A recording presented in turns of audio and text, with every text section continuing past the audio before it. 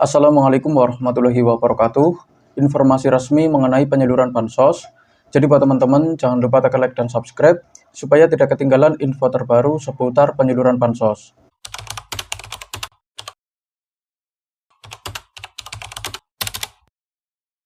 Nah, oke, kita langsung saja ya. Ini ada informasi penting mengenai kriteria penyaluran bansos PKH dan PPNT tahap kedua April sampai Juni tahun 2026.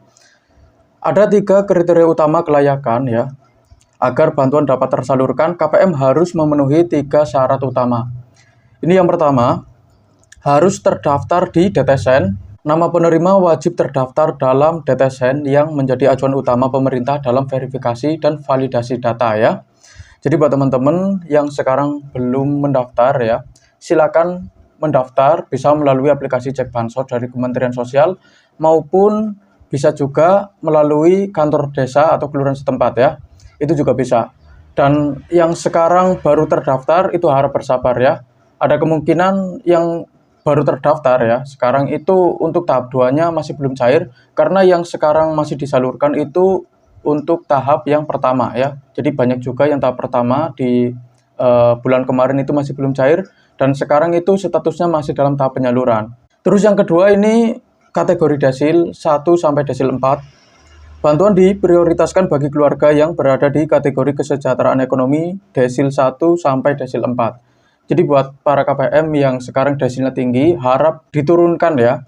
Asalkan masih merasa layak untuk menerima bansos, itu bisa teman-teman sekalian melakukan penurunan desil dengan cara mandiri, itu juga bisa ya.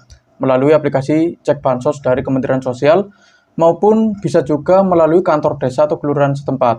Kalau ditanya nanti sama petugas atau sama perangkat desa di sana mau ngapain, tinggal bilang saja mau mengajukan penurunan desil. Dan perlu diingat, kalau teman-teman sekalian ingin mengajukan penurunan desil, itu tidak dipungut biaya serupiah pun ya. Jadi nggak ada yang namanya penurunan desil itu disuruh membayar, itu tidak ada ya. Jadi kalau ada mungkin petugas yang meminta bayaran, kalau teman-teman mau menurunkan desil, itu bisa langsung dilaporkan ke pihak yang berwajib. Asalkan KPM tersebut masih layak untuk mendapatkan bansos, tetapi desilnya tinggi, itu disarankan untuk melakukan penurunan desil. Dan itu juga harus ditunggu ya. Ada yang menunggu sampai 3 bulan, ada juga yang 6 bulan, dan di beberapa kasus ada yang sampai 1 tahun itu baru keluar hasilnya ya. Jadi harap bersabar saja. Yang penting itu sudah melakukan penurunan desil ya. Terus berikutnya ini mengenai status transaksi aktif.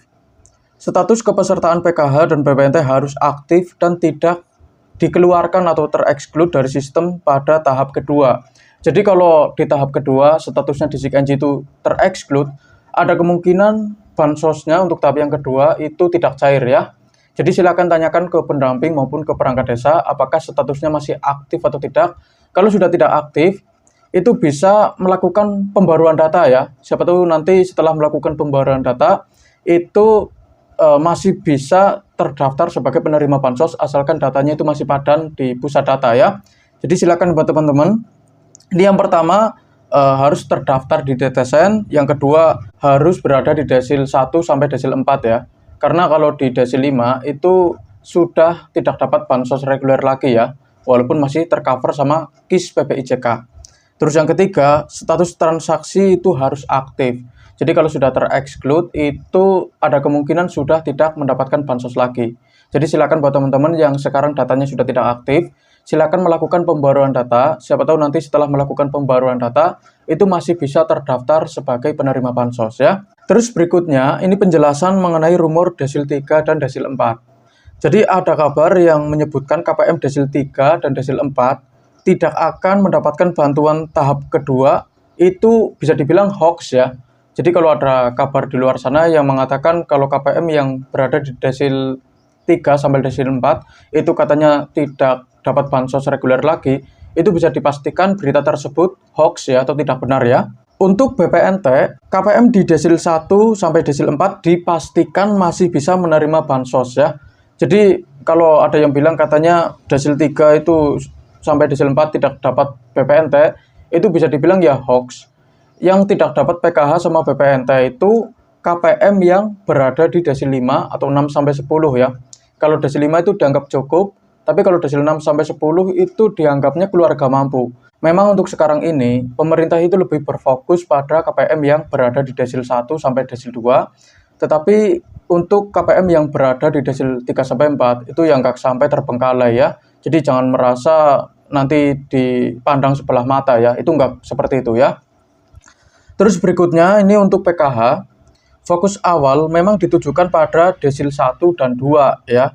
Namun setelah kuota nasional 10 juta KPM terpenuhi, bantuan PKH akan tetap disalurkan kepada KPM di desil 3 dan 4. Jadi memang yang diutamakan ini untuk PKH itu ditujukan pada desil 1 sampai desil 2. Tapi setelah kuota nasional itu terpenuhi, nanti bantuan PKH-nya itu juga akan tetap disalurkan kepada KPM yang berada di desil 3 sampai desil 4. Jadi nggak dibiarin begitu saja ya. Jadi bisa dibilang ya KPM yang berada di desil 3 sampai 4 itu juga punya harapan untuk menerima bansos PKH dan BPNT. Hingga saat ini, tidak ada surat edaran resmi dari Kementerian Sosial yang menyatakan penghentian bantuan bagi KPM di desil 3 dan 4 pada tahap kedua. Jadi bisa dibilang, untuk desil 3 dan desil 4, itu masih ada harapan bisa mendapatkan bansos PKH maupun BPNT.